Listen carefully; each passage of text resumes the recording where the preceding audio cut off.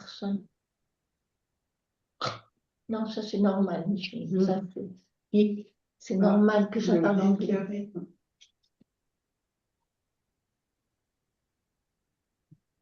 Oh, voilà.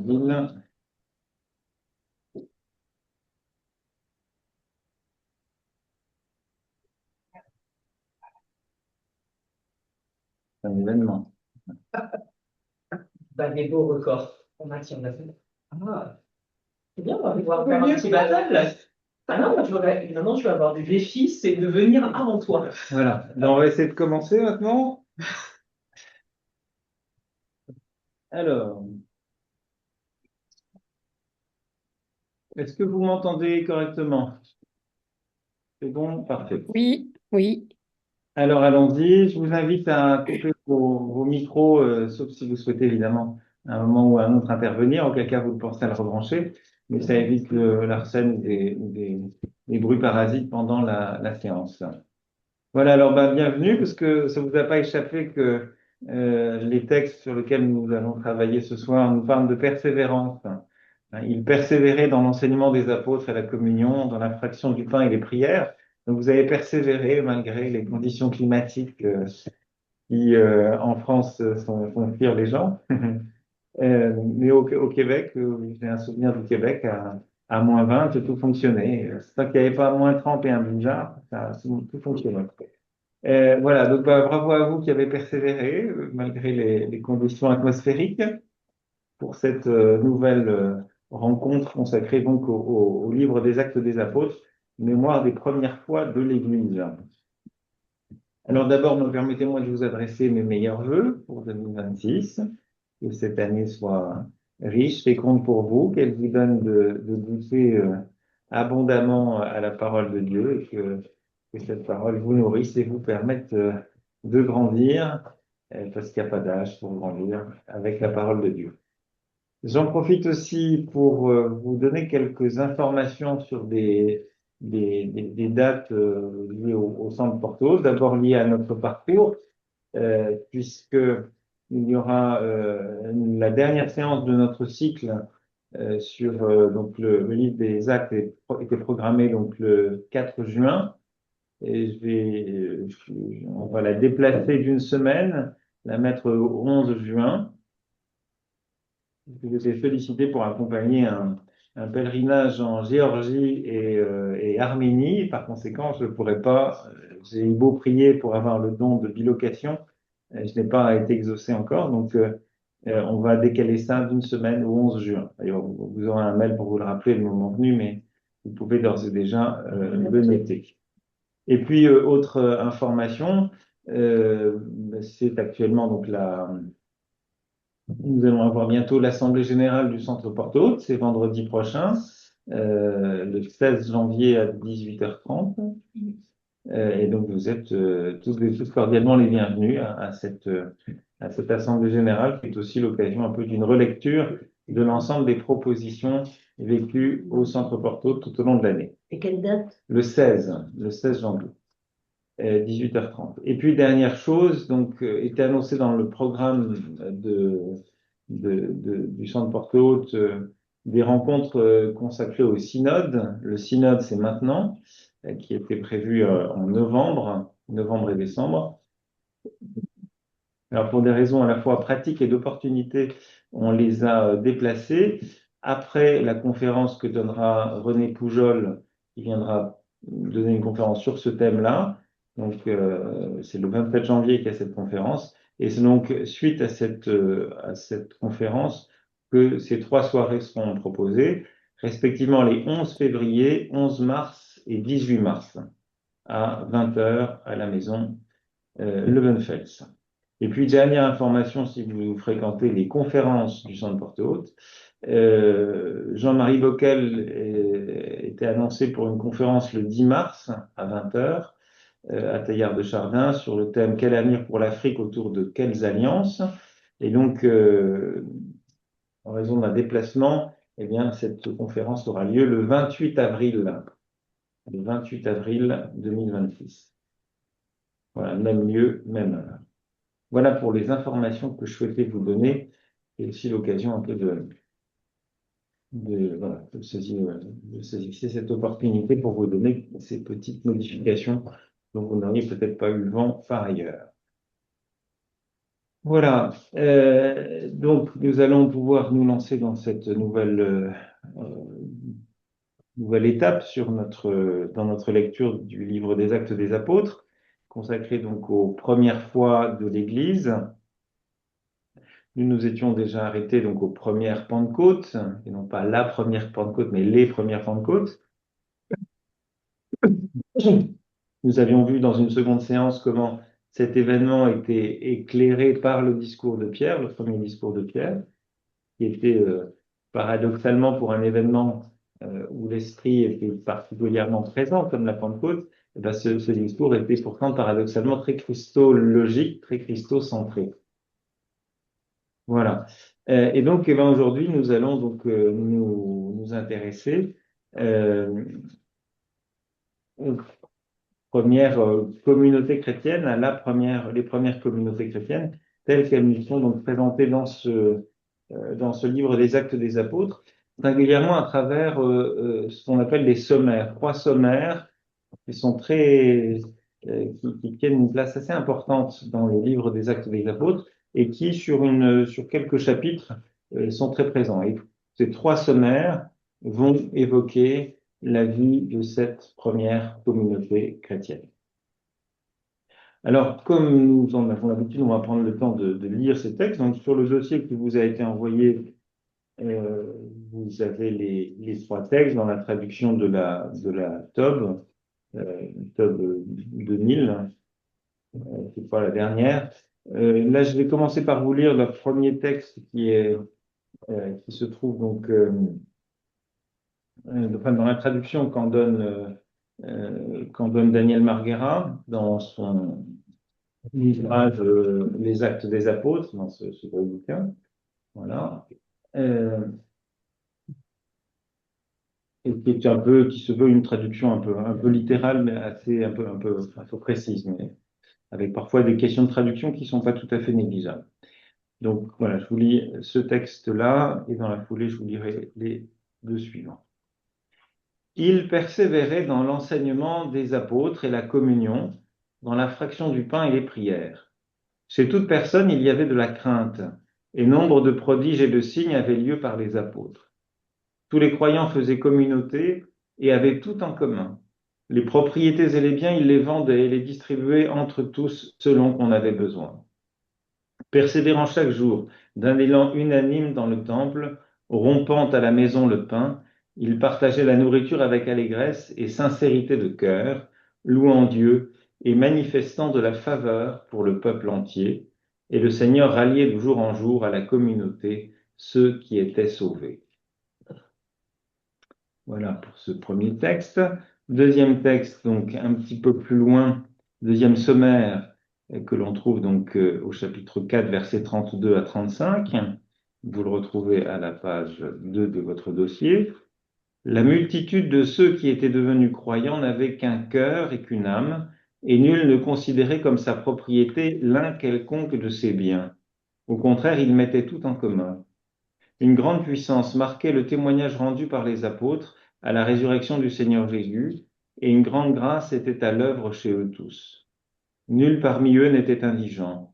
En effet, ceux qui se trouvaient possesseurs de terrains ou de maisons les vendaient, apportaient le prix des biens qu'ils avaient cédés et le déposaient aux pieds des apôtres. Chacun en recevait une part selon ses besoins. Et puis, dernier texte, au chapitre 5, versets 12 à 16, dernier sommaire. Beaucoup de signes et de prodiges s'accomplissaient dans le peuple par la main des apôtres. Ils se tenaient tous unanimes sous le portique de Salomon. Mais personne d'autre n'osait s'agréger à eux. Le peuple faisait pourtant leur éloge, et des multitudes de plus en plus nombreuses d'hommes et de femmes se ralliaient par la foi au Seigneur. On en venait à sortir les malades dans les rues, on les plaçait sur des lits ou des civières afin que Pierre, au passage, touche au moins l'un ou l'autre de son nombre. La multitude accourait aussi des localités voisines de Jérusalem, portant des malades et des gens que tourmentaient des esprits impurs, et tous étaient guéris. Voilà pour ces trois sommaires qui nous parlent de la communauté, de la première communauté chrétienne, communauté donc jérusalémite. Pourquoi on appelle ça sommaire? Alors, Il demande la parole. le sommaire. Pourquoi? Un sommaire, qu'est-ce que c'est? Euh, c'est un. Attends, faut d'abord que je trouve ma. Euh, Ce qu'on appelle un sommaire, c'est. On en trouve beaucoup dans l'évangile de Luc ou l'évangile ou les actes des apôtres. C'est quelques versets qui ont une visée un peu programmatique, comme le sommaire d'un livre ou d'un ouvrage, qui donne un petit peu qui annonce le programme, qui annonce ce qui va se passer par la suite. Euh,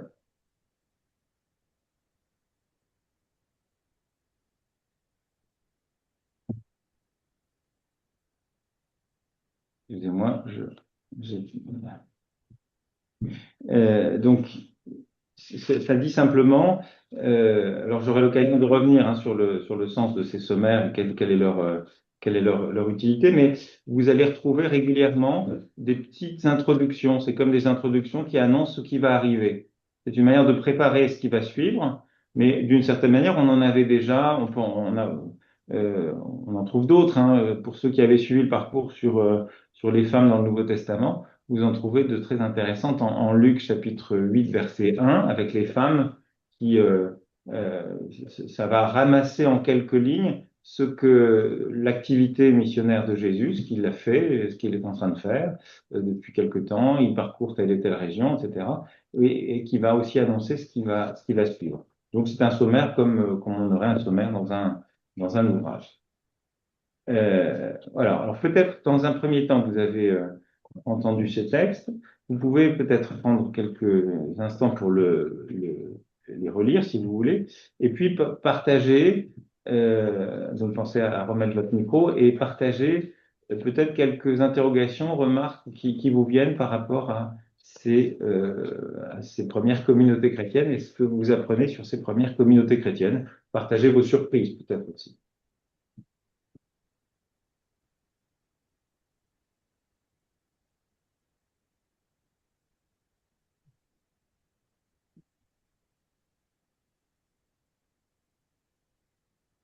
Moi, j'ai noté qu'ils vendaient tous leurs biens pour les Mhm. verser à la communauté.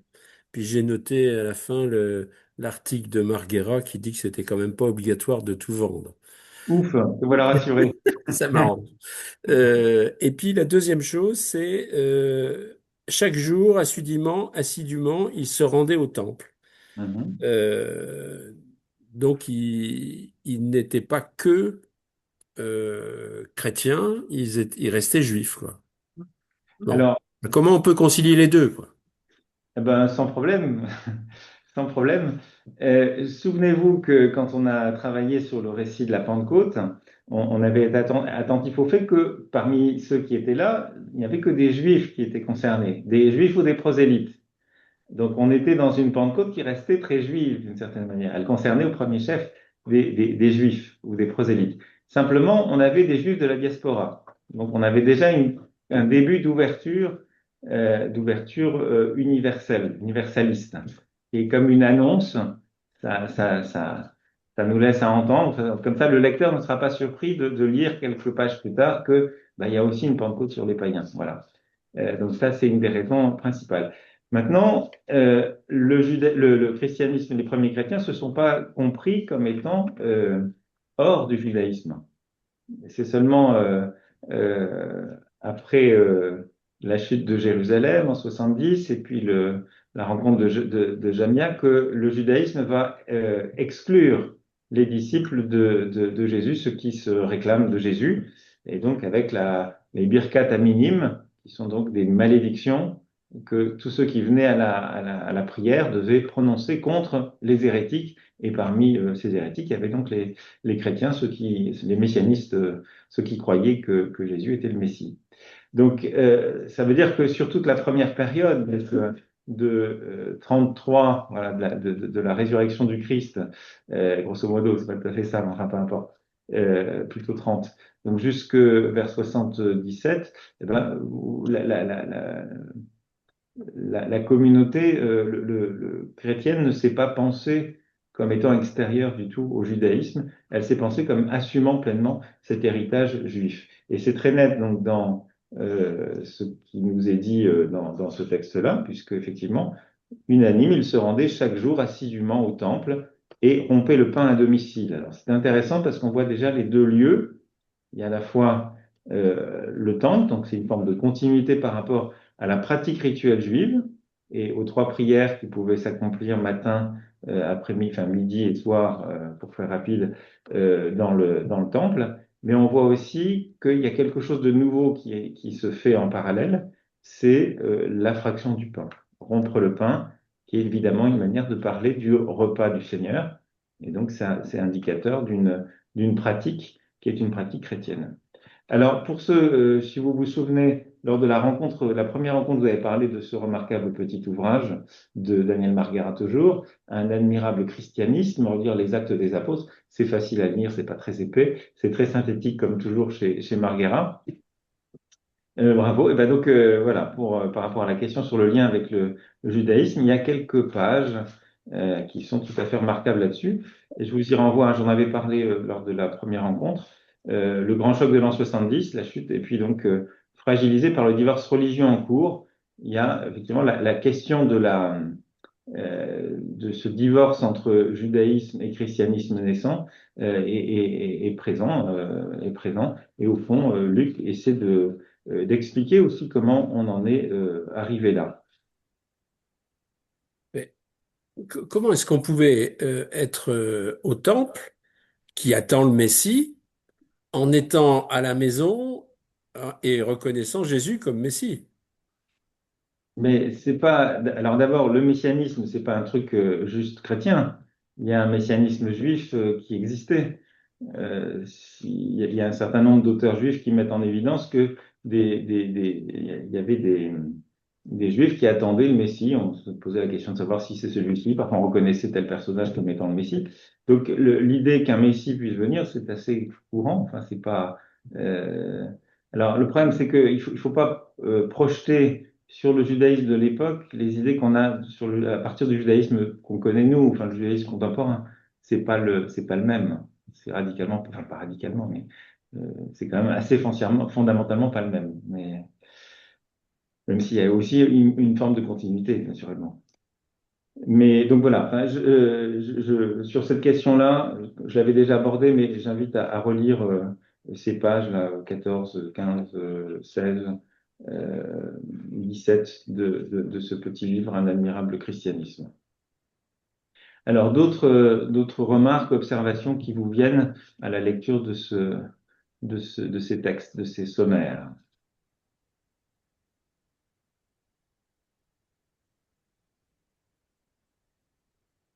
On Oui, parle beaucoup des signes.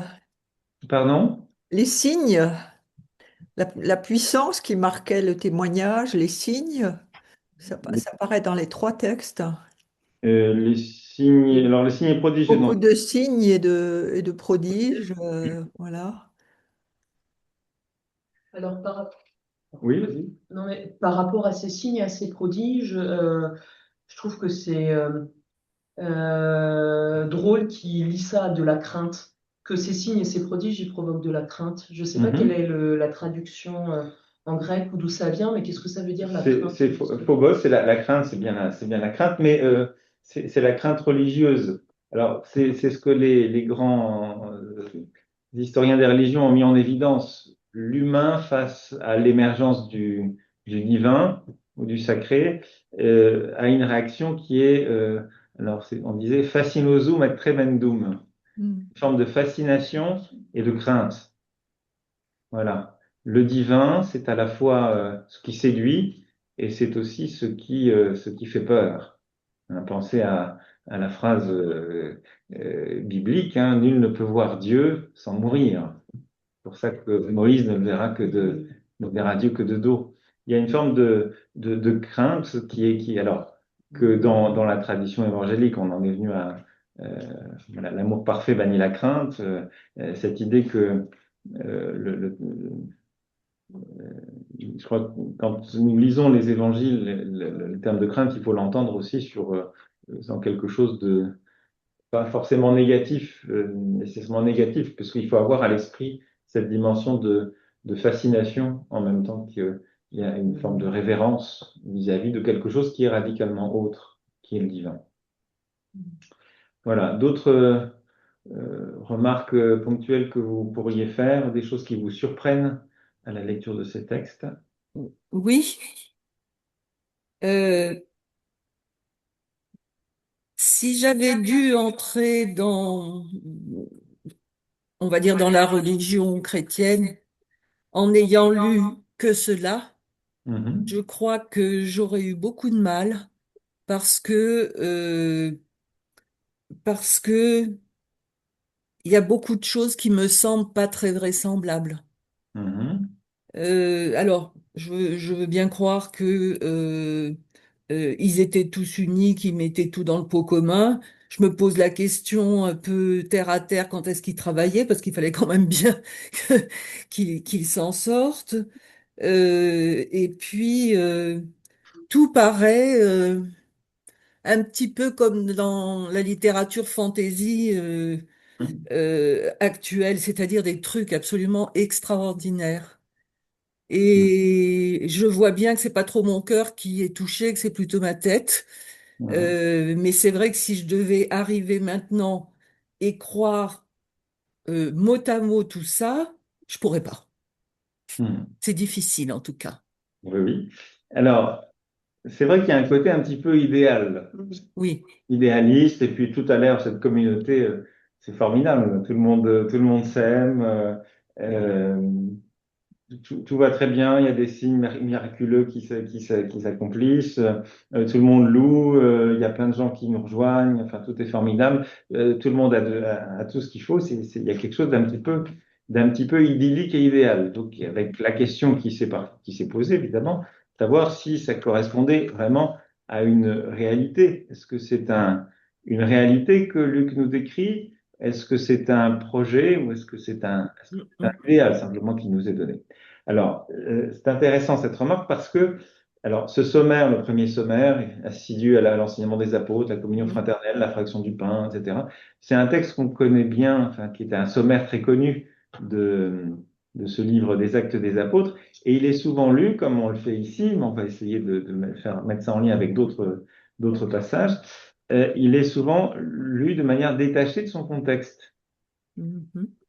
Et c'est un tort. C'est un tort parce que ce passage reçoit, comme tous les passages bibliques généralement, euh, reçoivent leur signification ou en tout cas un excès de signification parce qu'il le précède et parce qu'il suit. Donc, qu'est-ce qui précède? Eh ben, c'était le récit de la Pentecôte. Et puis, Oui. la parole explicative de Pierre sur laquelle on s'est arrêté lors Mm, de notre dernière rencontre. Donc, je crois qu'il faut entendre ce texte-là comme un effet de la Pentecôte. C'est pas un truc qui est isolé, mais c'est mm, bien mm, dans la continuation. Si vous prenez le texte, si vous ouvrez mm. vos livres des Actes, vous allez voir que une page, un peu loin. Page 366. Voilà. Donc on avait les premières conversions et donc il y avait le discours et puis donc on a ce verset 42. Ils étaient assidus. Alors ils, c'est qui? Le il, ça fait référence à ce qui vient juste avant, verset 41. Ceux qui accueillirent sa parole reçurent le baptême, et il y Mm, eut environ 3000 personnes ce jour-là qui se joignirent à eux. Donc on est dans le même mouvement, c'est le même jour, c'est la Pentecôte. Il y a eu l'événement de la Pentecôte, son interprétation. Et puis, dans la suite de ce mouvement de Pentecôte, de cette fête de Pentecôte, eh bien, il y a la constitution de la communauté chrétienne. Donc, oui. bien à entendre, non pas comme étant l'activité euh, pastorale débordante des apôtres, mais bien comme étant une initiative de l'esprit. Donc, cette communauté que l'on voit à l'œuvre avec ses caractéristiques sur lesquelles on s'arrêtera dans un instant, et ce qui l'anime, eh ben, c'est un fruit de l'esprit. Je crois il faut bien entendre ça. Je vous lis ce qu'écrit Marguera à ce sujet. Euh, le lien avec le récit de Pentecôte est signifiant. Il donne à comprendre que le sommaire ne monte pas en épingle les prouesses de nouveaux croyants, mais rapporte comment l'œuvre de l'Esprit se poursuit chez celles et ceux qui, par leur baptême, ont rejoint la communauté. Notre sommaire est à coup sûr la phase ultime de la Pentecôte. Après Pentecôte, acte fondateur de l'Église, Luc montre à ses lecteurs comment l'Esprit construit une communauté en état de communion. Je crois que c'est important pour ne pas euh, avoir une logique qui serait, je dirais, voilà, qui verrait dans l'action des apôtres ou de la seule volonté humaine. Voilà. Donc, il faut pouvoir lire ces sommaires aussi à la lumière de ce qui précède. Autre chose, et qui caractérise un peu l'idée souvent les sommaires, pas systématiquement, mais on va trouver ça par ailleurs dans la littérature antique, c'est une forme de magnification, je sais pas comment faut le dire, un embellissement du passé, hein, un âge d'or. C'était mieux avant, c'était bien connu. Euh, et ça, c'est quelque chose voilà, on fait toujours référence à un espèce d'âge fondateur, une période idéale où voilà, où Rémus et Romulus ont fondé Rome. Voilà, il y a un peu cette dimension mythologique qui renvoie à un âge Oui, d'or. ouais. Donc, ça, c'est aussi quelque chose Si je peux de parler. connu, de courant. Et Luc ne cherche pas fait pas autre chose. Pour autant, c'est pas parce qu'on idéalise, on dresse un portrait un peu idéalisé d'un âge d'or que l'on falsifie l'histoire. Mais peut-être qu'on cherche à sélectionner des traits aptes à servir de modèle pour le présent. Hein, on va parler, ben, dans le monde romain, la littérature latine, les vertus des anciens Romains, c'est toujours quelque chose qui est particulièrement mis en exergue et en avant. Pourquoi? C'est pas parce qu'ils étaient peut-être pas plus vertueux que les Romains de l'Empire, euh, mais enfin peut-être qu'il y a quand même des chances qu'ils l'étaient plus. Euh, mais c'est aussi une manière de dire, voilà, voilà les valeurs, des valeurs morales, des valeurs qui ont permis de faire la gloire de Rome, quoi. Voilà, je caricature un petit peu, mais ça me paraît être quelque chose d'important. Donc, c'est une manière c'est, voilà, un tableau enviable, une communauté unie et fervente que présente Luc, mais il est conforme en ce sens à cette tradition littéraire qui cherche à un peu à idéaliser un passé. Il y a une autre, oui, C'est-à-dire que ça a un caractère programmatique. oui, je pense qu'il y a un caractère aussi, enfin, alors, programmatique, c'est en tout cas une invitation à regarder, à comparer les pratiques ecclésiales d'aujourd'hui Oui, avec oui.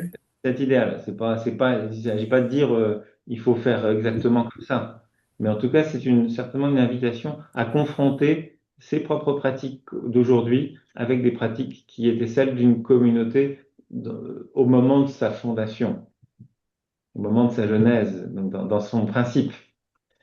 Euh, alors, autre chose intéressante, les sommaires sont toujours rédigés à l'imparfait. Or, l'imparfait, pour tous ceux qui ont quelques souvenirs de grammaire, c'est un temps qui s'inscrit dans la durée. C'est un événement passé, mais qui s'inscrit dans la durée. C'est pas ponctuel, à la différence du passé simple ou en grec qu'on appelle l'aoriste. Et donc, l'imparfait s'exprime cette durée, euh, et ça veut nous dire aussi que le sommaire, il relate pas une péripétie ou un événement singulier. Il nous dit quelque chose de l'état durable des croyants. Euh, et ce qui est frappant, c'est qu'à côté de certains nombres de petites notices qu'on va trouver dans ces premiers chapitres, l'auteur des Actes a jugé utile de disposer trois grands sommaires dans ces premiers chapitres, ces trois que l'on vient de voir, et qui sont tout à fait significatifs parce qu'ils nous disent que la communauté c'est pas juste c'est pas juste un événement singulier, c'est quelque chose qui s'inscrit dans une durée qui est appelée à durer aussi. Euh, une autre chose qui est peut-être frappante, que vous avez pu observer, je reviendrai sur la question programmatique un petit peu plus loin. J'oublie pas la question. C'est la place prise par le langage inclusif. Vous avez beaucoup enfin inclusif pas au sens contemporain du terme, mais au sens de tous. Vous avez des formules. Bon, la crainte gagnait tout le monde. Tous ceux qui étaient devenus croyants étaient unis et mettaient tout en commun. Partager le prix entre tous selon les besoins de chacun, unanime, le peuple tout entier. Voilà, il y a cette idée de quelque chose de très qui gênait un peu Hélène, là, parce que tu es un petit peu trop idéalisé. Il y a une forme de saturation par le langage inclusif qui met en évidence l'unanimité. Il y a l'idée de permanence aussi. Hein. Euh, ils se rendaient chaque jour assidûment, ils étaient assidus à l'enseignement des apôtres. Il y a quelque chose là aussi d'une permanence et d'une totalité. On fait tout, quoi. On est tous ensemble. Il y a un côté euh, très fort, Peut-être. très important. Et puis donc, alors la dimension programmatique, Je voudrais couper le son de ce que je reçois de lui. pardon. Marco, tu coupes ton micro, chérie. Ah, pardon. Euh, donc, donc il y a la dimension programmatique. Hein. Euh, alors, c'est intéressant. Il y a un lien entre les trois sommaires que vous avez là sous les yeux. Euh, si on est un petit peu attentif, on voit il y a quatre piliers qui sont présentés à la première pour dire les caractéristiques de la première communauté chrétienne, des notes de l'Église, des caractéristiques de l'Église. Euh, c'est l'enseignement des apôtres et la communion fraternelle, hein, qui sont mis ensemble, associés par le et, kai en grec, et puis la fraction du pain et les prières. Vous avez ces quatre éléments qui sont fondamentaux. Et ces éléments, vous allez les retrouver, vous allez avoir comme des focus ensuite sur les autres sommaires. Euh, Vous avez, alors je vais, enfin, il faut que d'abord que j'explique encore autre chose avant. Donc ça, c'est le verset 42. Vous avez les quatre piliers qui sont évoqués. Le verset 43, là, de prime abord, on va se dire, tiens, c'est curieux, là, on parle plus tout de la même chose. Il y a encore quelque chose qui semble se rajouter. Beaucoup de prodiges et de signes s'accomplissaient par les apôtres. Sauf que il faut entendre par ces prodiges et signes qu'accomplissaient les apôtres, qui s'accomplissaient par les apôtres, pardon, euh, ben directement relié à l'enseignement des apôtres. Parce que dans la perspective de Luc, la parole ou l'enseignement ou la prédication, c'est pas simplement une doctrine ou un discours, c'est aussi une action, c'est un agir. C'est un agir et qui passe par des signes et des prodiges. C'est une prédication en acte. Et donc, quand il est question des prodiges et signes qui s'accomplissaient par les apôtres, c'est pas tellement différent de l'enseignement des apôtres. Et ça, c'est une thématique, prodiges et signes, que vous allez retrouver dans le troisième sommaire. Beaucoup de signes et de prodiges s'accomplissaient dans le peuple par la main des apôtres. Vous avez cette même tonalité. Donc, un focus qui va être donné davantage sur le caractère, j'ai envie de dire, thérapeutique ou guérisseur des apôtres et de cette action thérapeutique qui est vécue dans le cadre de la communauté ou par la médiation de la communauté chrétienne. Euh, et puis, vous avez donc le verset 44 dans le premier sommaire, qui va lui évoquer beaucoup la fraction du pain, pardon, qui va évoquer la communion fraternelle, la koinonia. Tous ceux qui étaient devenus croyants étaient unis et mettaient tout en commun. Ils vendaient leurs propriétés, leurs biens pour partager le prix entre tous selon les besoins de chacun. Vous avez cette dimension de communion qui est vraiment très soulignée. Et cette dimension-là, elle va être explicitée dans le deuxième sommaire, puisque si vous prenez le chapitre 4, verset 32, et puis le verset 34, 34-35, il est question des modalités de cette communion matérielle. qui est vécu entre les différents membres de la communauté. La multitude de ceux qui étaient devenus croyants n'avaient qu'un cœur et qu'une âme, et nul ne considérait comme sa propriété l'un quelconque de ses biens. Au contraire, ils mettaient tout en commun. Et puis, nul parmi eux n'était indigent. Ceux qui se trouvaient possesseurs de terrains ou de maisons les vendaient, apportaient le prix des biens qu'ils avaient cédés. Donc il y a une dimension, on pourrait se dire, un peu de répétition, mais c'est plutôt une focalisation. On va développer un aspect dans un deuxième sommaire, et ce sera aussi éclairé par les récits qui vont s'intercaler entre ces avant ou après ces sommaires. Parce que qu'est-ce qu'on va voir? Il y a la figure avant acte 5, 12-16 d'Ananie et de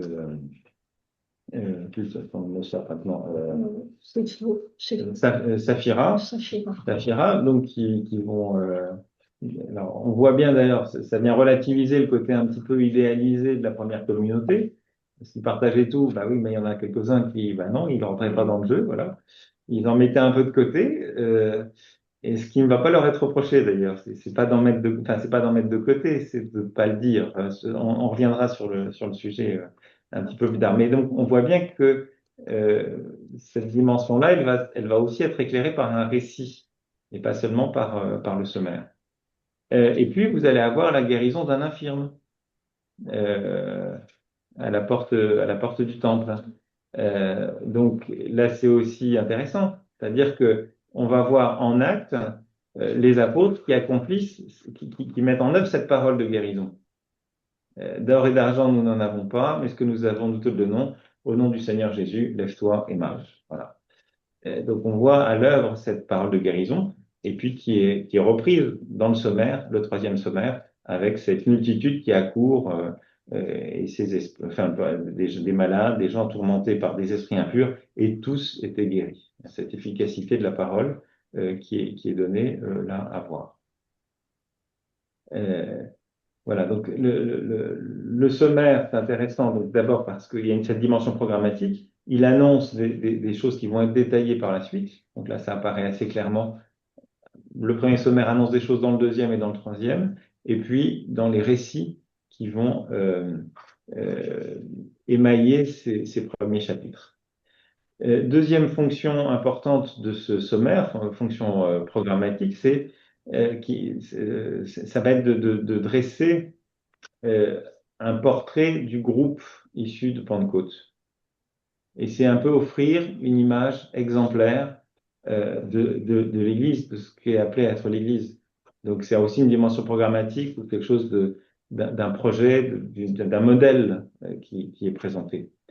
Et puis, dernière chose importante, il y a quelque chose de programmatique dans ce sommaire, c'est que voilà, j'évoquais l'imparfait, le temps grammatical de l'imparfait qui est utilisé dans ces sommaires et qui inscrivent cette communauté chrétienne dans une durée. Ça vient nous dire que Pentecôte n'est pas qu'une effervescence passagère. Mais ces gens sont pleins de vin doux. C'est le moment d'une ivresse. Non, c'est quelque chose qui s'inscrit dans l'histoire et dans le temps. Et donc, le sommaire annonce donc un programme de communauté en l'érigeant en modèle et en l'inscrivant dans l'histoire. Ça, c'est vraiment, je crois, tout à fait important.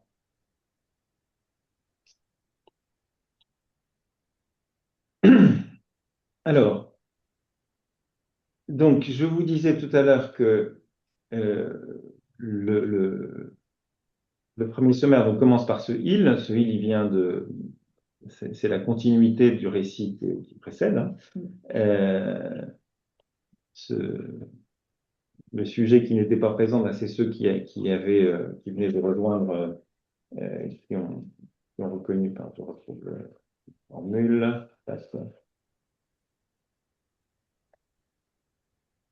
Ceux qui accueillirent sa parole reçurent le baptême et il y eut environ 3000 personnes ce jour-là qui se joignirent à eux. Verset 41.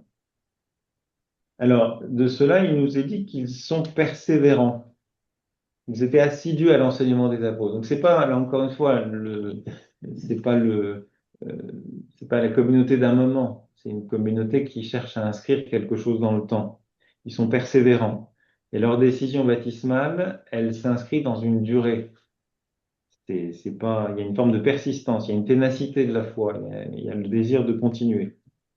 Euh, et alors, à quoi vont s'attacher ces nouveaux croyants, ces nouveaux baptisés? Et ben donc à ces quatre piliers qu'on a commencé à évoquer. Euh, un peu, alors comme dans le judaïsme, il y avait aussi des piliers. Hein, ici, il s'agit d'être persévérant et assidu à un certain nombre de choses. La Torah, le culte, et puis des actes d'amour, ce qu'on appelle, c'est évoqué par la Mishnah. Mais là, les quatre marques identitaires de l'Église née de Pentecôte, eh bien, ce vont être ces notes de l'Église voilà. C'est l'enseignement des apôtres et la communion, la fraction du pain et les prières. Voilà. Que dire de l'enseignement des apôtres? Alors, je l'ai déjà laissé à comprendre, je crois.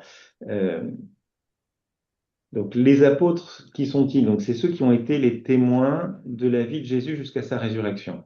Ça qui les qualifie comme apôtres. C'est pour ça que Luc ne qualifiera jamais Paul comme apôtre, alors que Paul revendique ça. Et donc, ils sont les porteurs d'une parole fondatrice, oui. Est-ce que du coup, dans les apôtres, il y a aussi les femmes qui ont suivi Jésus durant sa vie? Alors là, quand il s'agit des 12, alors il y a deux choses. Non, je crois que Luc va jamais les désigner comme du terme d'apôtre. Ça jamais. Maintenant, les femmes, pour autant, les femmes vont avoir un rôle tout à fait important dans l'évangile de Luc et dans le livre des Actes aussi. Il y a des figures, il y a un certain nombre de figures, que ce soit Lydie, je pense, dans les communautés pauliniennes, mais c'est vrai également des femmes qui suivaient Jésus, donc j'ai évoqué chapitre 8, verset 1. Et puis c'est des femmes qui sont là au début de la mission de Jésus et qui seront là jusqu'au pied de la croix. Et puis évidemment, qui sont aussi, donc ça dit aussi une forme de fidélité, et ce sont les plus fidèles. Mais bon, en tout cas, l'enseignement des apôtres, la figure des apôtres, ceux qui sont les porteurs d'une parole qui est une parole fondatrice. Simplement, ce qu'il faut bien comprendre, c'est que l'enseignement des apôtres, c'est pas juste un enseignement théorique. L'enseignement, c'est pas ça. C'est pas des dogmes ou une doctrine. Euh, c'est une proclamation du Messie Jésus euh, et la confirmation par les Écritures de cette nouvelle initiative de Dieu. C'est très précisément ce que vient de dire Pierre dans le discours qui a précédé. Il a mis au centre la prédication de Jésus ressuscité et de ce Jésus qui accomplissait les Écritures. Et c'est une parole, c'est une prédication, un enseignement qui se traduit par des actes à travers les signes et les prodiges que j'ai pu évoquer.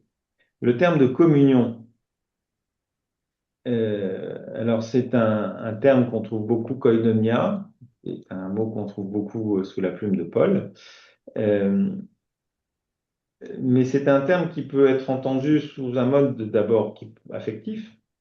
Ça peut être voilà, une communion d'esprit, de cœur, on partage les mêmes vues, etc.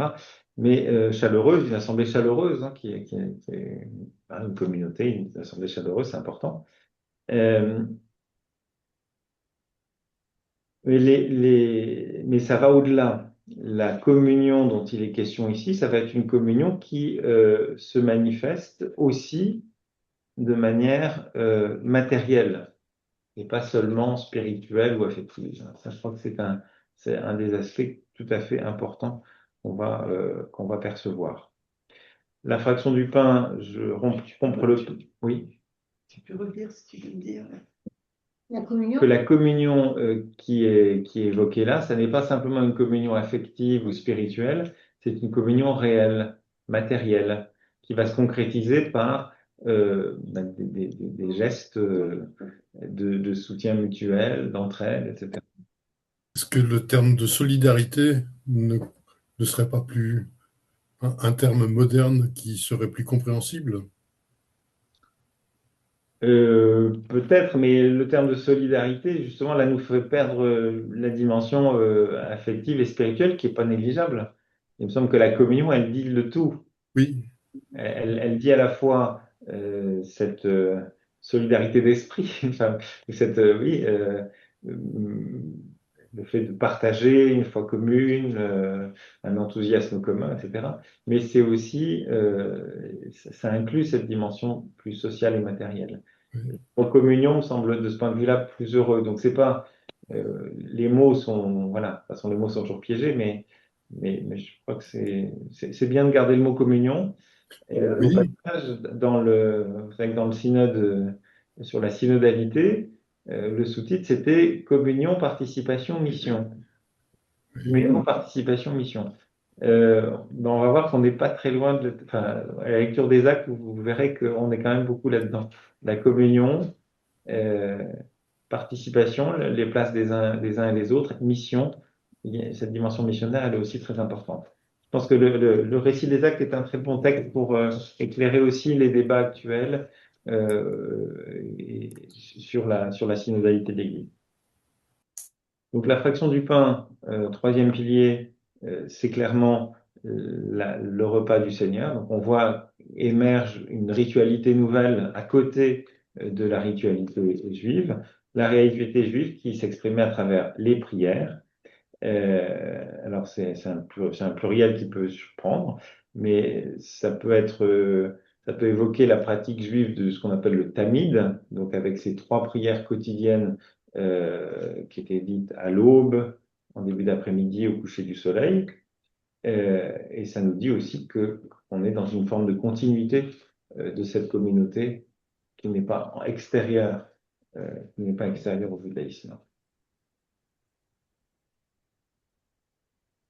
Euh,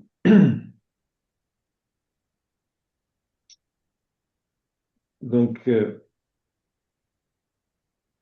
si on en vient au verset 43, euh, on voit bien on s'attendrait à avoir ben, l'enseignement des apôtres qui est détaillé. En fait, c'est signes et prodiges, hein. Je vous ai dit que ça renvoyait au fait que les signes et prodiges, c'est comment dire, pas une incarnation, mais une matérialisation du discours, de l'enseignement des apôtres. C'est c'est- c'est des paroles puissantes. Pensez à Jésus qui ne parlait pas comme les pharisiens, parce que sa parole, elle a une forme d'efficacité. Il y a une efficacité de cette parole-là. Je crois qu'il y a un peu il y a un peu cette idée. Euh, et puis le terme signe et prodige, c'est quelque chose qui reviendra souvent sous la plume de Luc pour décrire la croissance de la communauté chrétienne. Donc l'effroi, on en a parlé tout à l'heure, hein, phobos, bah, c'est à comprendre vraiment comme la réaction humaine devant l'émergence du divin, devant quelque chose qui nous dépasse. Alors c'est un peu, on trouvait ça hein, dans le récit même de la Pentecôte. On avait des réactions un peu voilà, c'est bouleversé, le cœur bouleversé. Et puis il y avait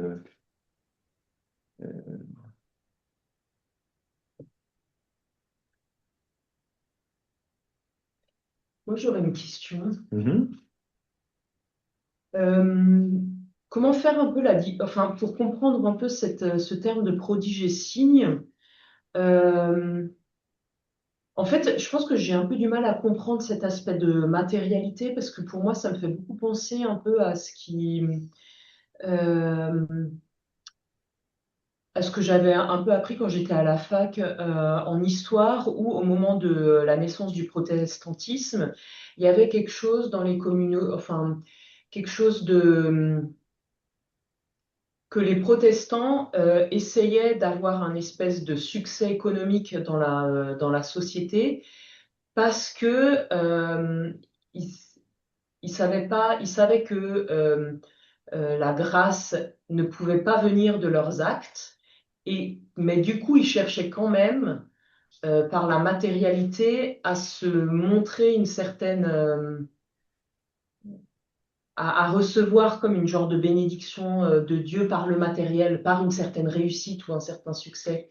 Et là, du coup, enfin en tout cas le fait qu'il y a beaucoup de prodiges et de signes, j'ai l'impression que c'est dit comme si c'était justement pour témoigner qu'il y avait matériellement quelque chose une présence. Alors, ce que tu viens d'évoquer, c'est la thèse de Max Weber, Éthique protestante et esprit du capitalisme. Donc un sociologue du Ouais, 19e siècle ouais. qui a développé cette thèse-là. Alors, ça nous éloigne un petit peu un peu du sujet, parce que, et puis, dans la perspective de Weber, c'est bien l'action du protestant qui s'investit dans son activité professionnelle, qui est à la recherche de sa Beruf, qui est à la fois le terme en allemand, c'est la profession et c'est la vocation. Il y a aussi un peu ces deux aspects. Euh, et donc, enfin, on est dans autre chose. C'est donc l'action de la personne elle-même qui, Ouais. c'est-à-dire que le protestantisme ou la culture protestante induirait des comportements économiques et aurait contribué au développement du capitalisme. Ça, c'est sa thèse. Ouais. Là, c'est pas l'action des acteurs, enfin, c'est pas l'action des apôtres. C'est la parole de Dieu qui est agissante. C'est la parole de Dieu portée par les apôtres qui produit des fruits, qui produit des œuvres. Nous n'avons ni or ni argent, ni or ni argent, mais ce que nous avons, nous te le donnons. Au nom du Seigneur Jésus, lève-toi et marche. Il y a cette guérison, c'est une parole efficace, c'est une parole performative. Comme on disait de Jésus, qu'il ne parle pas comme les scribes et les pharisiens. Sa parole, elle est efficace, sa parole, elle est vraiment porteuse de vie. Mais c'est bien la parole de Dieu. L'enseignement des apôtres, c'est pas ce que les apôtres enseignent. Non, C'est la parole fondatrice dont ils sont les véhicules ou les porteurs. Alors ça, c'est tout à fait important aussi, parce que si vous regardez, alors on pourrait être attentif à la manière dont, c'est une des questions que vous avez à la page 2, de quelle manière s'exprime le rayonnement extérieur à la communauté qui en est à l'origine. Et là, il y a des points qui sont tout à fait intéressants. Vous voyez au verset 47, 47b, la deuxième partie, et le Seigneur adjoignait chaque jour à la communauté ceux qui trouvaient le salut. Donc c'est le Seigneur qui est à l'origine. C'est pas la super action formidable des apôtres, des super apôtres, qui sont hyper dynamiques, ils sont beaux, ils sont dynamiques, ils portent la soutane, ils font des processions dans les rues. Non, non, c'est pas ça. C'est pas eux qui font que ça marche du tonnerre. C'est bien l'initiative du Seigneur. Voilà, ça, je crois que c'est important. Et puis vous allez retrouver ça de la même manière. Chapitre 4, verset 33, une grande puissance marquait le témoignage rendu par les apôtres à la résurrection du Seigneur Jésus. Une grande grâce était à l'œuvre chez eux tous. Il n'est pas dit que le témoignage des apôtres avait une grande puissance. C'est une grande puissance marquait le témoignage rendu par les apôtres. Une grande grâce était à l'œuvre. La grâce est à l'œuvre en eux, ou chez eux tous, mais c'est pas la leur, ils ne sont pas propriétaires. De la même manière, chapitre 5, verset 12, beaucoup de signes et de prodiges s'accomplissaient dans le peuple par la main. Il y a une dimension d'instrument. La main, c'est un outil pour l'artiste, mais celui qui est à l'origine, c'est pas la main. Vous voyez ce que je veux dire? Donc, ce qui nous est dit dans cette parole qui réalise des prodiges, c'est pas les apôtres. Où on a une formule à la fin, il y a aussi, verset 16, la multitude accourait aussi des localités voisines, etc., portant des malades et des gens que tourmentaient des esprits impurs, et tous étaient guéris. Il n'est pas dit que les apôtres les guérissaient, mais tous étaient guéris. C'est une formule passive. Et ça, c'est très intéressant. On trouverait beaucoup dans la Bible et dans les évangiles singulièrement ce qu'on appelle des passifs théologiques. Un passif théologique pour dire qui est l'auteur. Voilà. Mais c'est pour ça que je sais pas, j'ai fait cette œuvre, voilà. Euh, Cette œuvre a été faite, a été, oui, alors c'est peut-être pas le bon exemple que je donne là. Et, donc le fait d'avoir une formule passive, l'acteur va se retrouver dans ce qu'on appelle le complément d'agent. C'est correct, hein, Claude? Oui, oui, oui, le passif divin, Le passif. l'agent est effacé. Voilà, l'agent est effacé, donc qui est une manière de nommer Dieu sans le nommer, on pourrait dire. C'est une manière de désigner qu'ils sont guéris par, point d'interrogation, ben, vous entendez ça et vous dites, ben, ça pourrait bien être Dieu. Parce il est pas nommé. Si on avait dit Dieu guérit ces malades, c'est pas dit. Mais on dit pas non plus, les apôtres guérissent les malades. Tous étaient guéris, sous-entendu par Dieu. Mais voilà, complément d'agent n'est pas nommé, mais il est implicite et c'est Dieu. Donc, vous voyez bien que ces signes et ces prodiges, c'est pas le fait des apôtres. Alors, ça m'a frappé, c'est attends que Pierre au passage touche au moins l'un ou l'autre de son ombre. Alors là, il fait vraiment rien, quoi. Enfin, Oui, mais il fait rien. En même temps, alors, c'est intéressant parce que ça nous dit aussi le type enfin, la réaction religieuse. Enfin, c'est-à-dire que c'est quand même très humain, ça, de prêter à un individu tout d'un coup un espèce de pouvoir divin. Enfin, alors on trouve un autre passage, alors je sais pas où je retrouve ça, c'est plus loin c'est avec Paul et Barnabé, je crois. Ils sont considérés par des païens comme des dieux. Ils disent ah non, surtout pas, surtout pas. Ils refusent absolument ça. Et donc quelque part, ça témoigne aussi de ça, où on pourrait dire de cette religion populaire. Voilà. Il y a besoin de signes, besoin de. Et donc, il se dit, voilà, si elle pouvait simplement l'ombre de Pierre, elle pouvait le toucher, ben même, c'est intéressant parce que c'est pas méprisé, tout comme Jésus ne méprisait pas, vous savez, la femme hémorroïste qui se dit, si seulement je touchais un pan de son vêtement, je serais guéri. Et en fait, Jésus va saluer la foi de cette femme.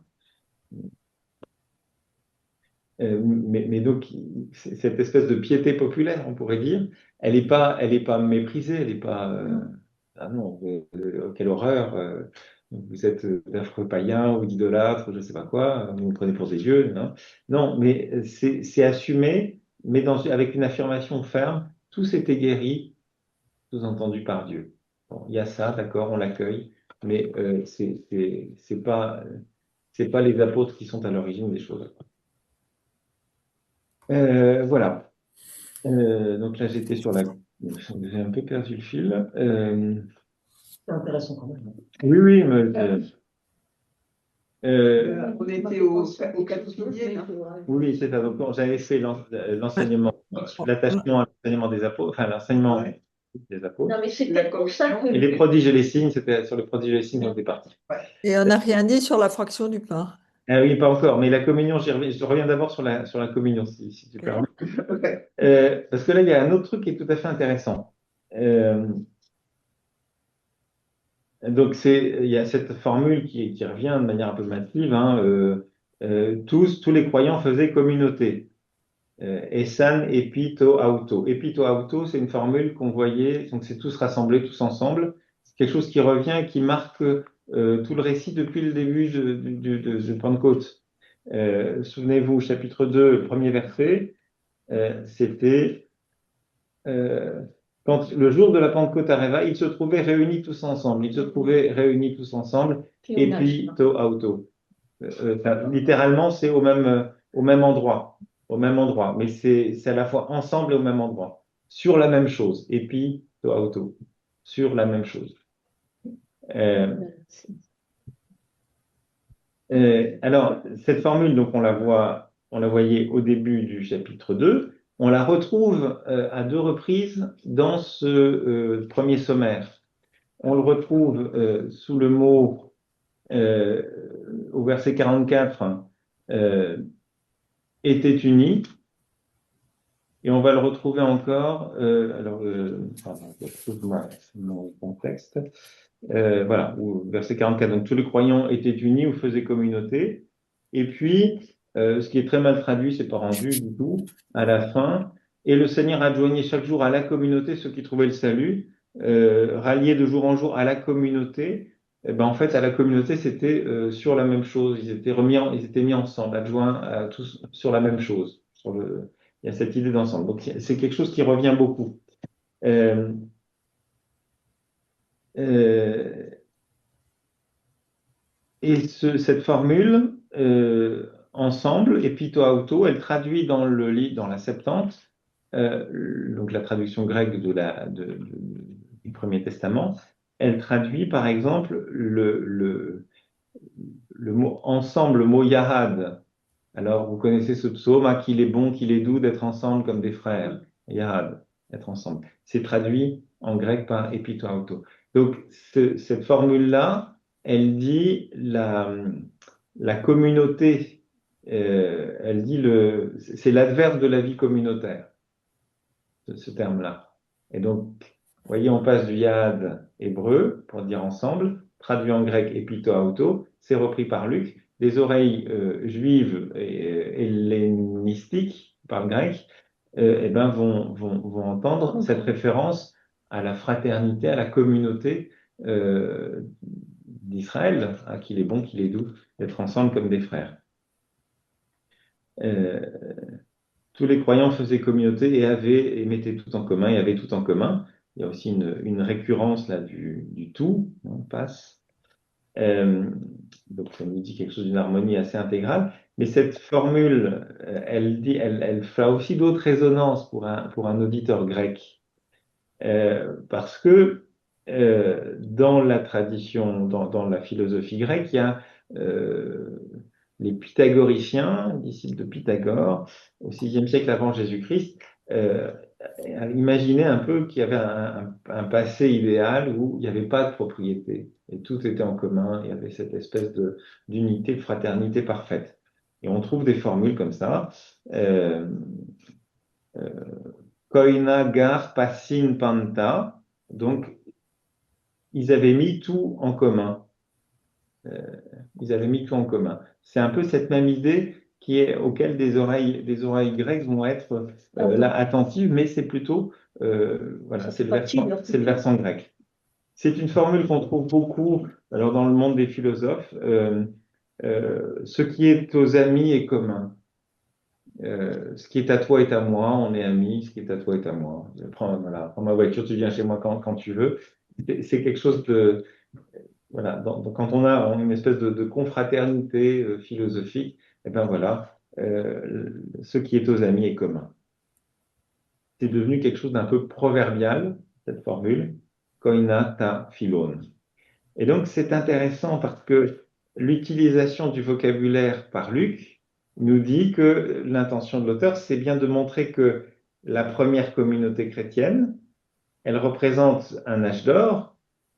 Ses membres vivaient un idéal qui est aussi l'idéal de la philosophie grecque. Donc vous voyez, c'est comme si le christianisme allait aussi répondre à une attente qui était présente dans ces pierres d'attente que sont aussi les recherches spirituelles et philosophiques du monde. Mais je crois que ça c'est intéressant parce qu'il y a vraiment le souci de s'adresser à un double auditoire, à la fois juif et avec la figure le modèle du Yahad, il est bon qu'il est doux d'être ensemble comme des frères, et puis l'imaginaire grec de l'amitié entre des amis où on partage tout. Voilà, ça je crois que c'est quelque chose d'important. Sur la koinonia toujours, quelques mots encore, puisque les modalités sont explicitées au verset 45. Ils vendaient leurs propriétés et leurs biens pour en partager le prix entre tous, selon les besoins de chacun. Alors c'est là qu'il faut être vigilant. On va rassurer Jean-Louis qui redoutait que ce soit ça, voilà, le communisme était en route, c'était fichu. Non, c'est pas un communisme égalitaire qui est proposé. Il n'y a pas non plus une répugnance affirmée. Pardon, mais à chacun selon ses besoins, c'est pas égalitaire. C'est justement, enfin, je veux dire, c'est pas la même chose pour tout le monde. C'est quand même Oui, mais alors, prendre donc en compte. il y a la justice commutative et la justice distributive. Donc Ouais. souvent c'est chacun a la même chose. Ça, c'est parfois un petit peu une lecture un peu marxiste des choses. Voilà, on va faire tout le monde est vraiment dans une égalité parfaite et on ne tient pas forcément compte des besoins qui sont ceux des uns et des autres. Mais je crois que là où il faut être attentif, c'est que l'idéal qui est poursuivi, c'est pas celui du dépouillement de la pauvreté volontaire. Alors ça pourrait inspirer cette vie des premières communautés chrétiennes, les règles monastiques, parce que ça, pour le coup, ben, dans la vie monastique, on renonce aux biens. Tout à fait. Et les biens qu'on a, on les cède à l'ensemble de la communauté, et la communauté vous prend en charge et vous travaillez pour la communauté. Il n'y a pas ça, alors que ça existait dans le monde juif, avec notamment dans la communauté de Qumran, chez les Esséniens, les novices esséniens devaient ils remettaient tous leurs biens, et on était dans cette logique-là. Là, c'est pas si évident que ça, parce que, alors je vous lis ce qu'écrit Jacques Dupont dans un commentaire qu'il a fait sur les Actes des Apôtres. L'idéal poursuivi n'est pas précisément celui du dépouillement et de la pauvreté volontaire, mais celui d'une charité qui ne peut admettre que des frères soient dans le besoin. On abandonne ses biens non par désir d'être pauvre, mais pour qu'il n'y ait pas de pauvres parmi les frères. Ça, je crois que c'est très important, et ce sera précisé d'ailleurs dans la deuxième sommaire, dans le deuxième sommaire, en verset 34. Nul parmi eux n'était indigent. Oui. En effet, ceux qui se trouvaient possesseurs de terrain ou de maisons les vendaient, apportaient le prix des biens qu'ils avaient cédés. Mais donc la perspective, c'est pas on renonce aux biens pour le plaisir de renoncer aux biens, mais pour qu'il n'y ait pas deux frères qui soient dans l'indigence ou dans la pauvreté, dans le besoin. Donc c'est des choses qui existaient dans le monde juif, c'est aussi des choses qui pouvaient exister dans le monde grec. Et par exemple, alors, c'est quand Flavius Joseph va présenter dans ses Antiquités juives le mode de vie des Esséniens, il va utiliser des comparaisons qu'il trouve chez les Grecs. Il va dire, c'est comme les pythagoriciens. Ils font comme les pythagoriciens. Ils vivent cette espèce de Ça s'appelait d'école comme de ça, les Pythagoras. Oui, disciple de Pythagore. Et là, on voit encore toujours cette habileté là, de Luc de s'adresser à deux auditoires et d'unifier, enfin de rendre commun, alors qu'il y a une grande divergence, une grande différence entre eux, mais il les met ensemble. J'en viens maintenant donc à la troisième marque identitaire, qui est donc alors la vie cultuelle, on va dire, voilà, donc qui va comporter la fraction du pain. Alors, vie cultuelle au sens plus large, il y a ces deux choses. Ça apparaît au verset 46. Hein. Unanime, ils se rendaient chaque jour assidûment au temple, ils rompaient le pain à domicile, prenant leur nourriture dans l'allégresse et la simplicité du cœur.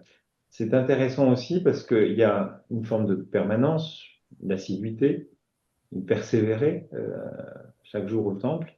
Et il rompait le pain, et on voit aussi une polarité géographique qui s'installe. Vous avez le temple d'un côté, vous avez le domicile. Donc c'est un peu les prémices de l'église domestique ou l'église à la maison. Alors vous verrez dans le dossier, vous l'avez peut-être déjà eu le temps de le lire, il y a tout un point, donc un texte qu'on a extrait de Marie-Françoise Basselès, l'église à la maison, j'en ai beaucoup parlé avec à la fois sur les femmes et sur Paul et l'église de Corinthe, parce que l'église qui se déploie dans les actes, elle passe beaucoup par des maisons, avec la place singulière que les femmes vont prendre dans ces petites communautés, parce qu'elles ont une responsabilité très importante dans ces maisons. Et donc vous voyez bien les deux choses, le temple, la maison. Si les croyants sont assidus au temple, ils rompent le pain à la maison. Il y a à la fois le temple de Jérusalem qui symbolise la continuité avec Israël, et puis à côté, eh bien, la maison l'Eucharistie célébrée à domicile, qui annonce un petit peu ce lieu où l'identité chrétienne va se construire, où les communautés chrétiennes vont grandir. Et toute l'histoire des actes, c'est ça. On passe de maison en maison. On est accueilli dans une maison, celle de Lydie, celle de, voilà, et il y a jusqu'à Rome. D'ailleurs, ça commence au temple. Le récit des actes des apôtres commence au temple. Après le récit de l'ascension, il se retrouve au temple. Et puis, ça se termine à Rome, dans une maison où Paul est en résidence surveillée. Voilà, la place la place de la maison. Est-ce Et qu'on- pourquoi? C'est parce qu'on n'avait plus accès au temple progressivement que la maison a pris tant d'importance ou ça avait un autre sens? Alors, d'après ce que semble dire Luc, enfin, il faut penser toujours la manière dont les premières communautés chrétiennes se sont pensées comme liées intimement au judaïsme. Donc, c'était pas une répudiation du judaïsme, c'était une manière de l'accomplir, c'était un accomplissement du judaïsme. D'où la continuité et le fait de continuer à aller au temple. Mais parallèlement, ce qui apparaît, c'est qu'en parallèle, la communauté chrétienne se construit dans des maisons. Alors on voit, c'est très net dans les Actes des Apôtres, on voit toujours Paul, quand il avait ses compagnons, ils arrivent dans une ville, ils vont à la synagogue. Et à la synagogue, ils vont se faire, ils se font refouler. Au bout d'un moment, ça suscite des réactions et ils sont hébergés à côté. Enfin, ils vont dans une maison. Donc, euh, c'est à la fois parallèle et puis ça va être le lieu où le christianisme s'invente parce il est rejeté de la synagogue. Mhm. on a une idée sur comment pouvait se dérouler cette fraction du pain par rapport à aujourd'hui, par exemple, Alors, on en trouve un exemple, on l'avait travaillé l'an dernier, enfin, sommairement, mais dans la première aux Corinthiens, Oui. chapitre 13, 11, je sais plus, quand il est question de la manière dont les célébrations se passent. Je suis un peu- C'est pas du tout comme ça. euh, Voilà, c'est ça. Chapitre 11, le repas du Seigneur, Paul donne une description de ce qui... Alors, il dit un peu comment ça se passe, et puis il rappelle ce qu'on trouve dans le récit d'institution, hein, d'une certaine manière. Voici ce que moi j'ai reçu du Seigneur et que je vous ai transmis. Le Seigneur Jésus, dans la nuit où il fut livré, prit du pain, et après avoir rendu grâce, il le rompit et dit, Ceci est mon corps qui est pour vous, faites cela en mémoire de moi. Il fit de même avec la coupe, etc. Donc ça, voilà, ces paroles qu'on retrouve dans la célébration de l'Eucharistie, elles étaient là dès les premiers repas, dès les premiers mémorials de la scène du repas du Seigneur, d'emblée. Alors après, ça c'est évidemment beaucoup étayé. Alors on sait d'emblée qu'il y avait aussi des lectures bibliques, des lectures du Premier Testament, il n'y avait pas encore de Nouveau Testament, hein.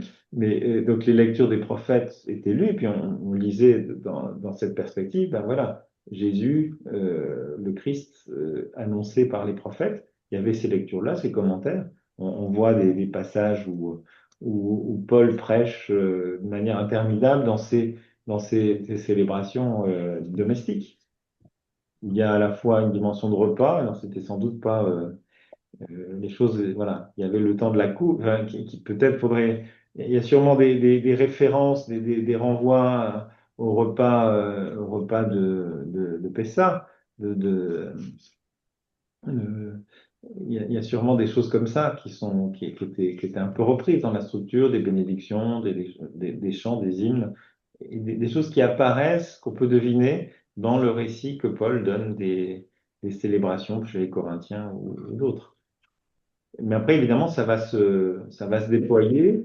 Alors ça, si on est passionné par l'histoire de la liturgie, il faut aller voir la didascalie des apôtres, la didachée. Il y a toute une série de textes qui apparaissent deuxième siècle, etc., où on voit des descriptions plus étoffées. On voit comment le culte chrétien prend forme progressivement. Mais sur la même base, la base, elle est là, hein. C'est pas, ça n'a pas été inventé. Il y a beaucoup de choses qui ont été rajoutées, mais tout, voilà, l'essentiel est déjà là. Sans doute que c'était beaucoup plus sobre que ce qu'on a pu connaître il y a encore quelques années. Et puis bon, c'est vrai que depuis le Concile, on a quand même revenu à quelque chose de sensiblement plus simple et dans la perspective de revenir aux sources. Voilà. Et qui officiait? Un apôtre ou le chef de famille? Et ma bonne question. C'est une bonne question. C'est pas la Je vous réponse. remercie, je vous remercie de me l'avoir posée. Voilà. Non, mais Il fallait des femmes. oui, non, mais oui. Alors, oui, bon, non, je ne vais pas entrer dans le débat parce que euh, il y a dans des écrits, alors bon, un peu marginaux, mais de communautés pauliniennes tardives, je crois que c'est les Actes de Thaddée, je crois. Euh, ben, ça semble dire, mais c'est un écrit tardif et puis marginal, encore une fois, que ben, ce soit une femme qui ait présidé à cette Dans les célébration, débats. ce repas domestique, enfin, plus que repas domestique. Voilà, mais voilà, ça c'est marginal. Mais enfin, ça a existé. Après, il y a des responsabilités, et ça, alors, pour ceux qui avaient suivi le parcours sur les femmes, j'ai largement insisté là-dessus, sur le fait que les femmes dans les communautés pauliniennes chapitre 16 de Romains, on voit qu'elles ont une place considérable, que Paul désigne une femme Junie comme étant apôtre éminente, apôtre, voilà, donc c'est pas tout à fait rien, qu'il y a Phoebé qui est diaconesse de Sancré, il y a des manières de désigner ces femmes, ou Lydie, enfin, on voit bien que c'est des responsables de communauté. Alors, d'une certaine manière, elle présidait aux communautés. Est-ce qu'elle présidait au repas? Ça, c'est une autre question. Bon, voilà, mais c'est pas. On n'a pas d'attestation particulière. Il n'est pas dit que Phoebé a présidé l'Eucharistie, mais c'est parce que c'est anachronique. On n'aurait sans doute jamais dit comme ça.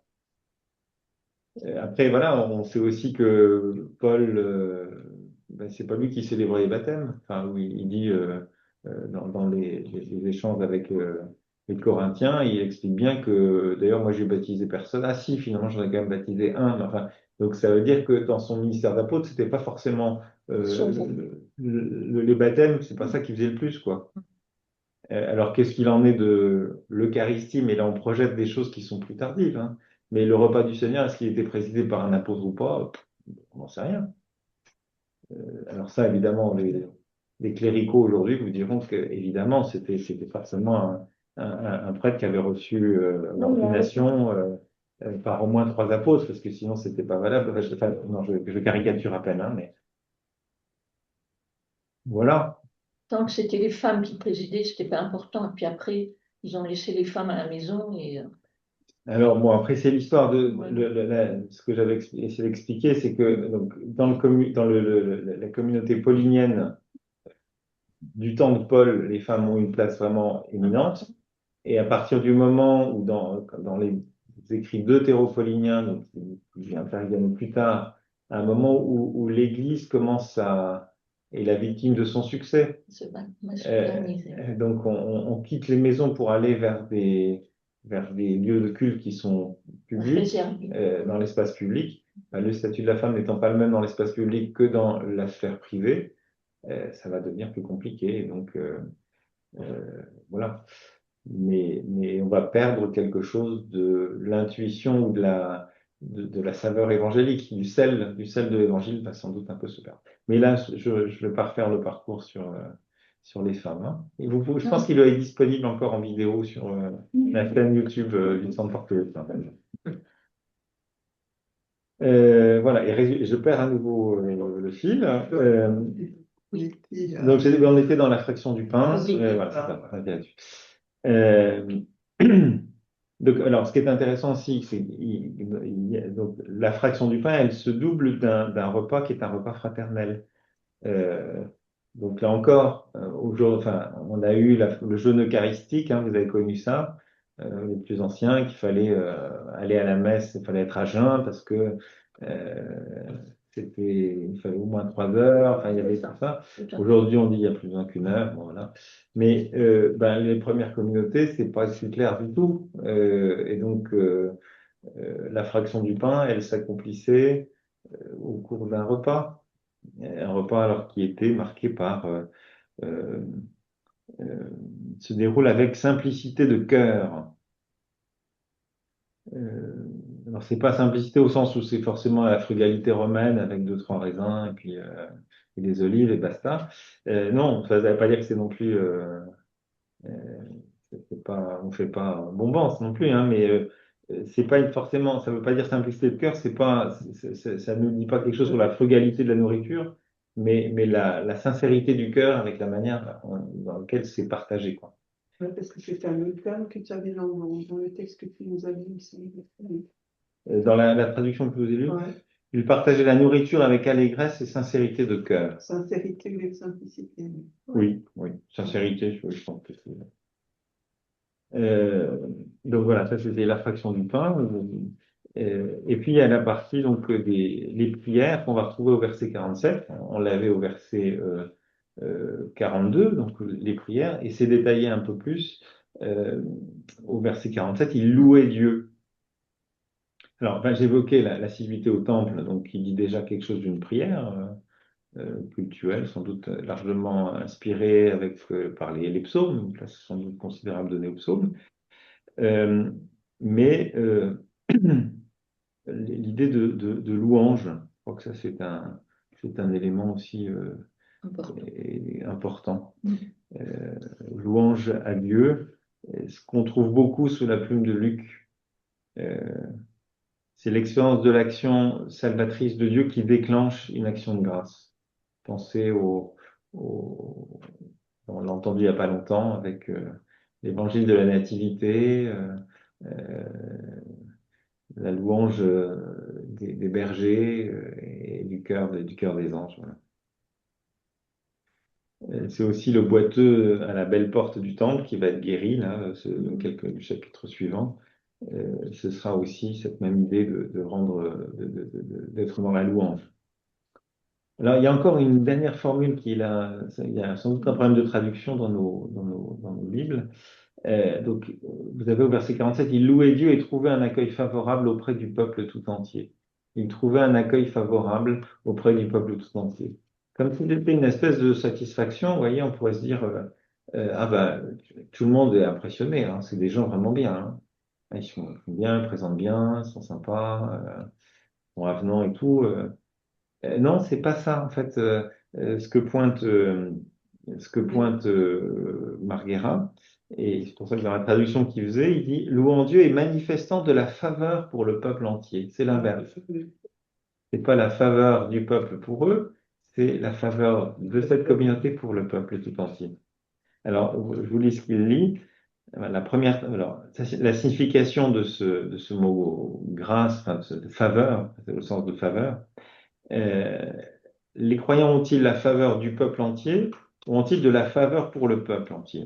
La première traduction généralement retenue par les commentateurs, c'est ce que vous avez dans la table ici, parce qu'elle s'accorde à l'attitude favorable que la suite du récit prête au peuple envers la communauté. Quand on voit, voilà, le peuple faisait leur éloge, c'est ce qu'on voit au chapitre 5. Mais difficulté, note Marguera, la faveur reçue de quelqu'un se construit avec habituellement para ou enopion, donc para de la part de ou à la face de, alors qu'ici c'est le terme pros, vers, qui indique bien une direction. Echo, karim, pros. Donc ce serait plutôt avoir de la faveur envers. Et ça, je crois, c'est une interprétation qui était déjà retenue par la Vulgate, donc la traduction latine par Saint Jérôme, c'était ça qui a été retenu. Mais c'est intéressant parce que ça nous dit l'attitude d'ouverture et d'accueil de la communauté chrétienne vis-à-vis de tous. C'est pas, nous on est les purs, on est les saints, on est les parfaits, on est les bons, et vous, vous êtes des nuls, vous n'avez rien compris. Et c'est seulement si vous venez chez nous que vous aurez compris quelque chose et que vous serez un peu intelligent. Non, il y a une attitude d'ouverture et d'accueil. C'est le verset 47. Et trouver un accueil favorable auprès du peuple tout entier, dans la traduction habituelle. Et en fait, à entendre plutôt, ils louaient Dieu et avaient de la faveur envers le peuple tout entier. Et puis le dernier point vraiment important, verset 47, eh bien, le Seigneur adjoignait chaque jour à la communauté ceux qui trouvaient le salut. deux choses. Donc, c'est bien le Seigneur qui est à l'initiative. C'est pas le fait que ce soit des super apôtres formidables, etc. Et non, ils sont agis par, Non, ils par le Seigneur. Non. Ils sont agis. Ils sont. Hein, Enfin, c'est pas eux qui sont à l'initiative. Ils sont de l'ordre, ils sont des instruments d'une certaine manière. Et l'autre chose, alors, qui est mal traduit, ceux qui trouvaient le salut, en fait, voilà, c'est un participe présent qui, c'est pas ceux qui sont sauvés ou ceux qui seront sauvés, c'est ceux qui sont en train d'être sauvés. La communauté, donc, ceux qui enfin, étaient en train d'être sauvés. C'est où, là? Le verset 47. toujours Toujours la à la fin. fin. Ah oui. La fin. Ah oui.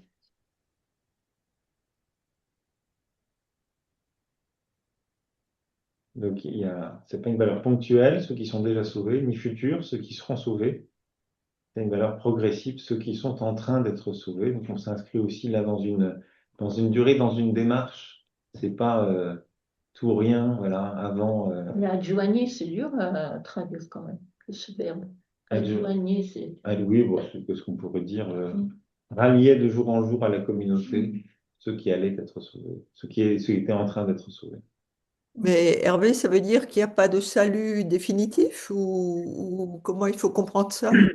Est-ce que c'est quelque chose qui est en cours, qui n'est pas terminé dans une vie humaine ou est-ce que voilà. J'irai peut-être pas jusque-là, mais c'est dire que, enfin, par rapport à des, c'est pas tout blanc, tout noir.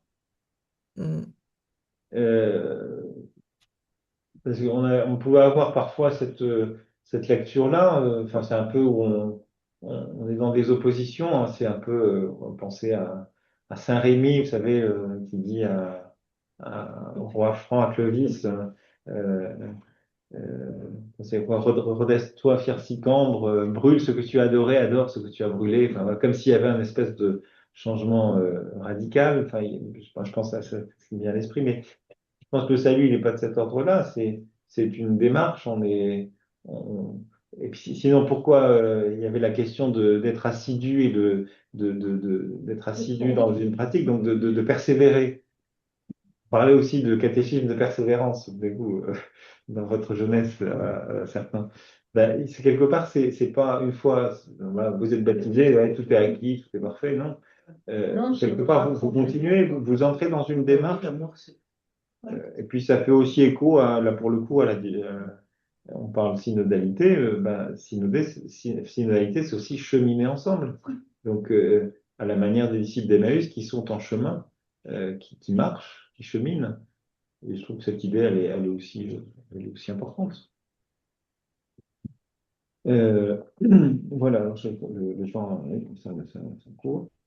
Donc simplement retenez peut-être par rapport à ces quelques perspectives sur ce premier sommaire, mais enfin, sur ces sommaires de manière générale.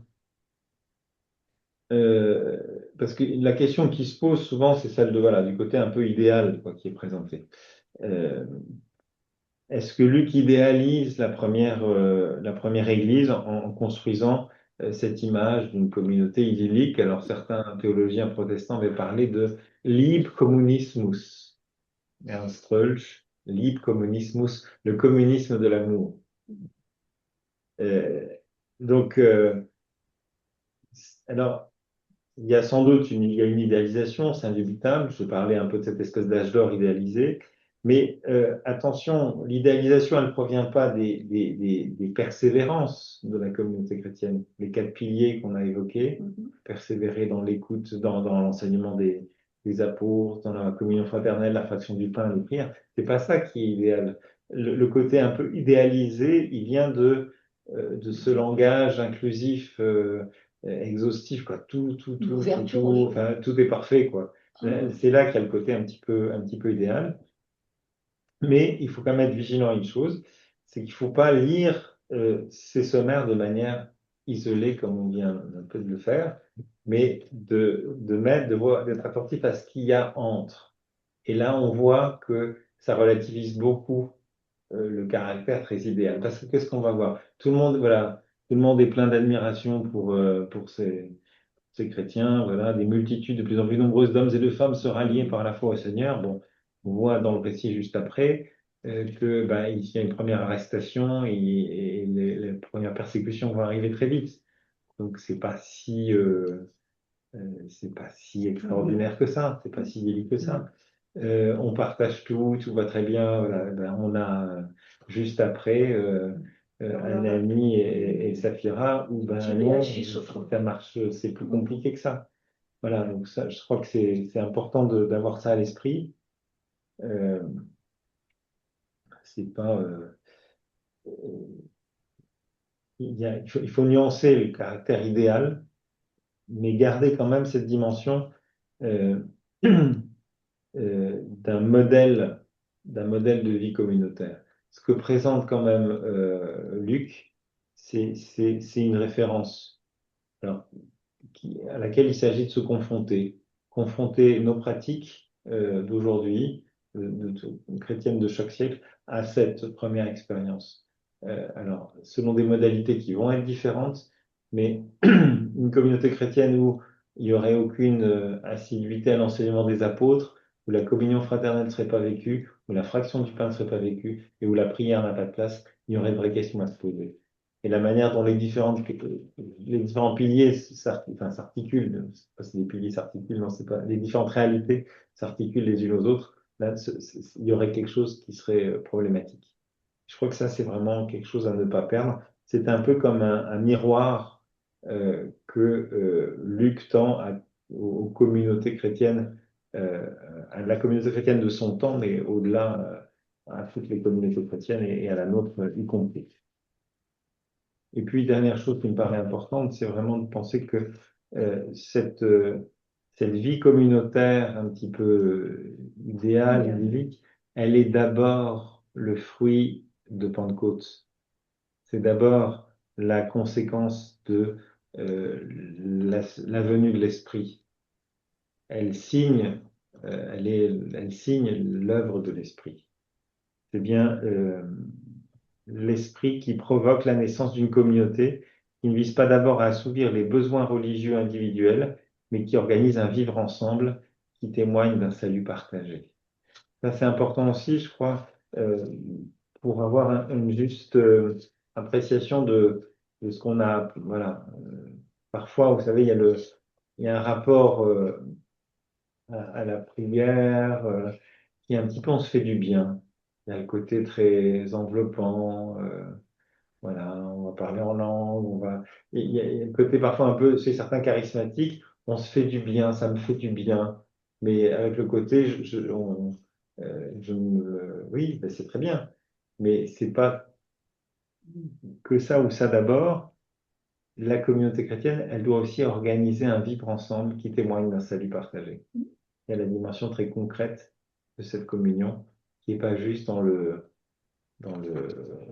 la communion affective. Hein. C'est ça qui est important, je crois.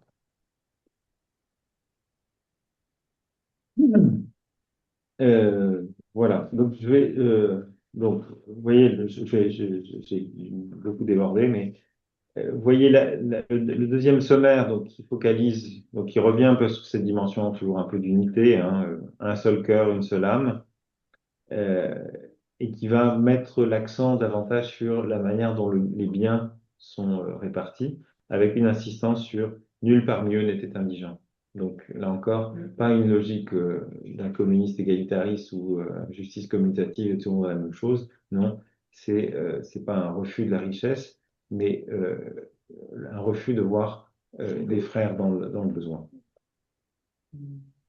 Et puis l'autre sommaire, le troisième sommaire. Alors, qui est intéressant aussi à d'autres égards, parce que vous avez par exemple cette formule, dans les signes et prodiges qui s'accomplissaient dans le peuple par la main des apôtres, ils se tenaient tous unanimes sous le portique de Salomon. Alors, le portique de Salomon, formellement, ben, c'est simplement une porte, enfin voilà, un accès au temple, très bien. Mais évidemment, pour des auditeurs grecs, le portique, ça fait penser à autre chose. Ça fait penser aux philosophes grecs qui se tenaient sous le portique du Parthénon à Athènes, Zénon d'Alexandrie en particulier. Et donc là, c'est aussi une manière de présenter les apôtres, parce que c'est d'eux dont il s'agit, comme des quasi-philosophes. Enfin, c'est un peu, ils sont un peu enfin, voilà, valorisés par cette image des philosophes antiques. Donc, pour des auditeurs grecs, ah bah oui, ces apôtres, c'est quand même c'est pas des pecnos, c'est des gens bien quand même, hein. Enfin, c'est des philosophes. Ils sont comme Zénon d'Athènes. Voilà. Euh,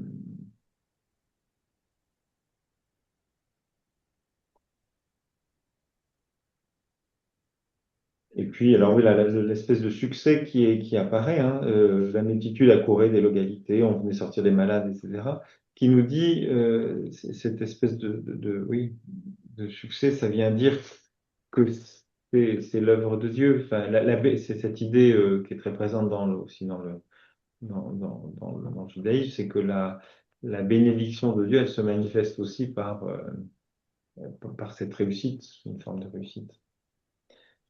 L'essor de l'évangile dans le monde est vu comme le fruit de la bénédiction de Dieu.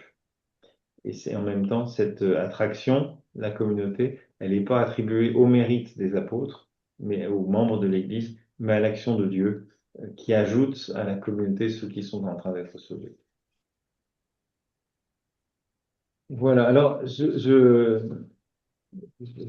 vais presque m'arrêter là.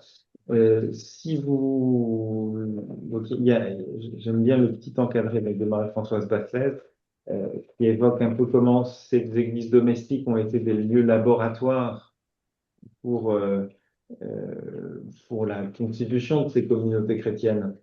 Euh, donc elles ont été un point de départ pour découvrir une forme communautaire de la relation à Dieu et de la manière de le célébrer. Et alors, elle a une pointe un peu critique. Elle dit, aujourd'hui, à l'inverse, l'église dite domestique ou petite église, dans le discours un peu magistériel ou ecclésiastique, il y a quelques années encore, on parlait de la famille comme une église domestique, etc. C'était un peu l'inverse. Elle était présentée comme étant le miroir de l'église universelle qu'elle reproduit en miniature, dans une dynamique d'évangélisation fonctionnant du magistère vers la base. Or, dans ce qui a été vécu dans les premiers siècles, c'est très exactement l'inverse. C'est des petits laboratoires où il y a des choses qui s'inventent.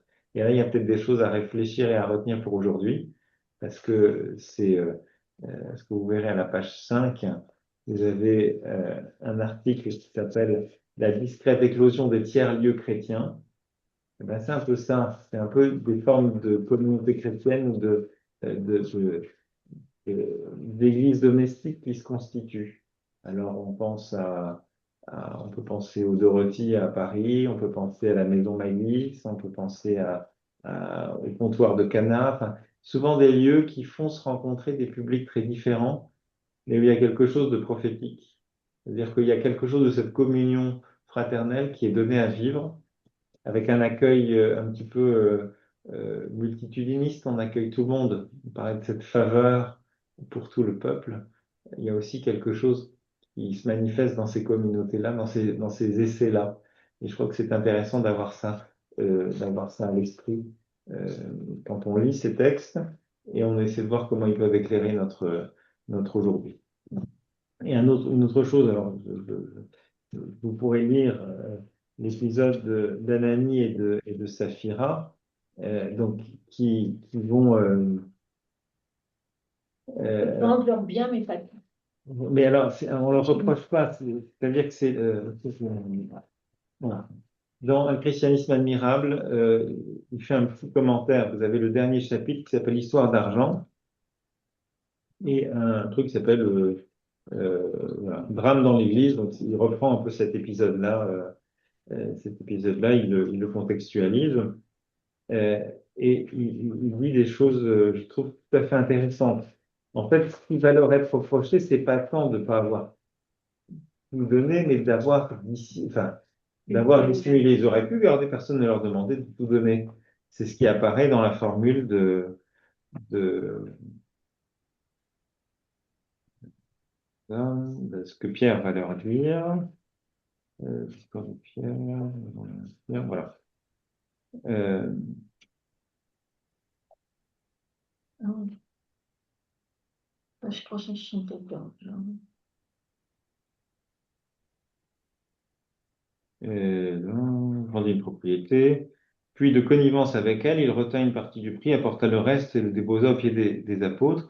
Et Pierre dit, pourquoi Satan a-t-il rempli ton cœur? Tu as menti à l'Esprit Saint et tu as retenu une partie du prix du terrain.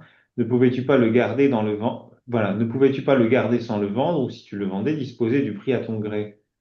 C'est-à-dire qu'il lui dit, mais tu n'étais pas obligé de le vendre, tu pouvais le vendre et disposer du prix à ton gré, tu n'étais pas obligé de tout donner. Mais tout se passe comme si il a voulu dire, il a dit à tous qu'il donnait tout. Mais en fait, il mentait et il gardait une part de soi. Donc, il a été dans une forme de mensonge. Et je vous lis la conclusion que, en fait, ils ont fait semblant. Ils ont fait semblant et c'est ça qui va être problématique. Ils sont pas foudroyés. C'est pas une espèce de justice immanente. Voilà, la foudre divine leur tombe dessus. Euh, mais c'est verset 5, quand il entendit ces mots, Ananias tomba et expira. Donc c'est comme s'il y avait une prise de conscience c'est quand même un peu raide, je le concède, mais c'est pas, c'est plus presque la révélation de sa fausseté qui le fait mourir. Bon. Mais je vous lis ce qu'écrit Marguera dans Histoire d'argent, à la fin d'un christianisme admirable, page 89. Quelle fut l'erreur du couple? Elle ne fut ni de décider de vendre ni de garder une part pour eux, c'est ce que disait Pierre, mais de n'en rien dire. C'est-à-dire qu'ils se sont fait passer pour ceux qu'ils n'étaient pas. Ils ont cru qu'il fallait obligatoirement, pour faire partie du groupe, agir à l'image de Barnabé, qui lui, juste avant, a donné tout. Vendre et tout donner. Mais comme pour des raisons qui leur sont propres, ils n'ont pas voulu se défaire de tout, ils ont fait semblant. Ananias et Saphira ont cru que la foi était réservée aux héros et ils ont tenté misérablement de tenir ce rôle. Personne ne l'exigeait d'eux, ils ont pensé que si. Je trouve que ça c'est intéressant parce que ça interroge aussi parfois les représentations et les exigences morales qu'on met dans le christianisme. On s'imagine que Dieu attend de nous ça, ça, ça, ça, ça. Et si on ne le fait pas, ben on n'est pas digne. Et donc, on fait comme si, et on se plante. Enfin, je l'entends un peu comme ça. Et puis, il va un peu plus loin, et ça, je trouve que c'est très fin. Il rajoute à la page 89 deux notes pour finir. La première, cette histoire de couple maudit vous rappelle-t-elle quelque chose? Pourquoi nous parler d'un couple? Ça aurait pu être une personne seule. Alors peut-être que historiquement c'était ça, mais il y a l'insistance aussi sur la connivence entre eux, la connivence avec elle. Ananias n'a pas fait ça tout seul, il l'a fait avec Saphira. Bon, évidemment, ça vous fait penser, j'espère que vous n'êtes pas naïf quand même, c'est évidemment Adam et Ève. Il y a quelque chose de l'ordre d'un péché aussi originel. Et puis il y a l'évocation du tentateur, hein, de Satan, qui a rempli ton cœur, comme il y avait eu cette même tentation pour Adam et Ève. Euh, Cela inspire l'idée qu'aux yeux de Luc, la faute de ce couple à l'origine de l'Église est analogue à la faute d'Adam et d'Ève à l'origine du monde. Le péché originel en Église est donc un péché d'argent. Mieux, c'est le péché de la fausseté lié à l'argent. Donc ça, c'est assez intéressant et c'est peut-être une tentation à laquelle il faut être vigilant en Église aussi, la question de l'argent. Et puis, il rajoute une chose que je trouve remarquable. Avez-vous bien lu la fin de l'histoire, au bas de la page 89? Luc la conclut ainsi, et vint une grande crainte sur toute l'Église et sur tous ceux qui entendaient cela. Il se trouve que le mot ecclésia, église, qui est le titre prestigieux de l'Assemblée des croyants, revient à 23 reprises dans le livre des Actes, mais il apparaît ici pour la première fois. Hasard, point d'interrogation, de la part de ce si bon gestionnaire du vocabulaire qu'est Luc, certainement pas. Ce n'est donc qu'après le drame d'Ananias et de Saphira que l'on peut parler d'église, souffle-t-il à ses lecteurs. L'Église se reconnaît à cette blessure originelle, la tentation de se grandir devant Dieu, au point de présenter au Christ et aux autres le masque trompeur de la perfection. Alors, c'est sans doute, c'est un théologien protestant hein, aussi, mais je trouve que ça, c'est quand même très bon. Parce qu'au fond, Ananias et Saphira, c'est ça. Ils veulent se présenter avec leurs œuvres, sauf que leurs œuvres, elles n'étaient pas à la hauteur. Et c'est bien la grâce qui les sauve, c'est pas leurs œuvres. Et quelque part, il y a aussi ça. La tentation de l'Église de se grandir devant Dieu au point de présenter au Christ et aux autres le masque trompeur de la perfection. Je trouve, ça mérite attention et réflexion et méditation. Voilà, l'heure est largement dépassée, 20 minutes, je m'excuse. Vous allez avoir 20 minutes de sommeil en moins, par ma faute. Et ben voilà, voilà. Si certains veulent se retirer, allez-y tranquillement, rejoindre vos pénates. Et puis s'il y a des questions ou des réactions encore, ben, vous avez le droit de prolonger, hein, sauf un Merci bien, bonne soirée Bonne- et à la prochaine fois.